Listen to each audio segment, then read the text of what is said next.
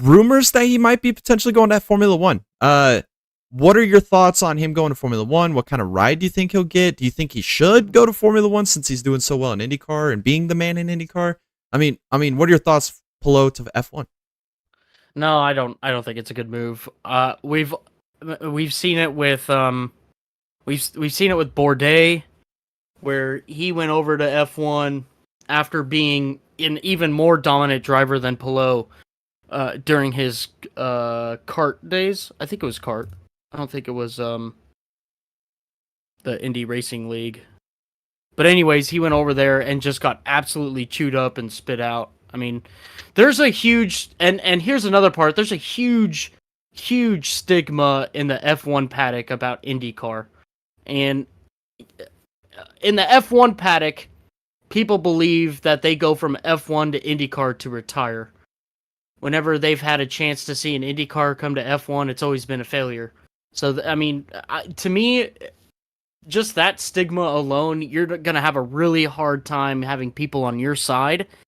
Not only in, like, if you get in some sort of defensive position, but just trying to find a good car to drive. I mean, what is he going to get? A freaking Williams ride? I mean, why would you, or Alfa Romeo? I mean, why would you leave a car right now where you're 4 race weekends ahead of everybody else to go to a car that finishes last every weekend? And I guess the only motivating factor would be money, maybe. But even then, I mean, F1 drivers and the FIA, you have to report your driver's earnings because of cost cap now. And we saw, I think it was the year before or something like that, Yuki Tsunoda is only getting paid like $600,000 to drive that car. So, and Alex Palou is getting a lot more money driving this car. I mean, he's already got a championship underneath his belt. I mean, it's just... No, I think it'd be really dumb for him to go to F1. 100% agree. And it's to your second point, not just the stigma, but the second point you made, quality of car he's going to get, right? He's not going to jump in and get a Red Bull car next year. That's not happening. There's no way. He's not going to even be able to get a Mercedes or, I mean, as bad as Ferrari's really been this year, he's not going to be in a Ferrari. He's going to be, like you said, in a Williams or whatever AlphaTauri becomes next year, maybe. And that's what he's going to be in. So it would be a terrible career move by him.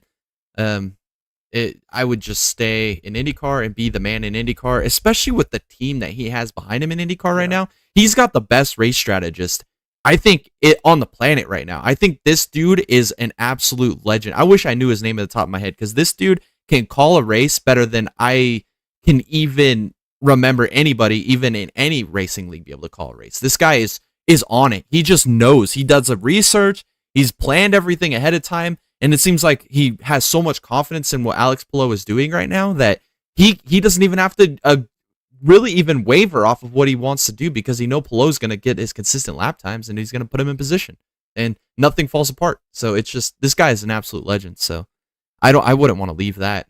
I would not want to leave that. I mean, and 3 race wins in a row in IndyCar. I mean, what's the most we've ever seen in NASCAR? It was 4. Yeah, with a few Jimmy Johnson. Times. Yeah. Jimmy Johnson in his freaking prime. Yeah, with Chad Knaus in his prime. I mean, but for 3 in a row in an open-wheeled North American series where we're doing ovals and road courses, that's insane. Yeah, it's just insane what this guy is doing right now.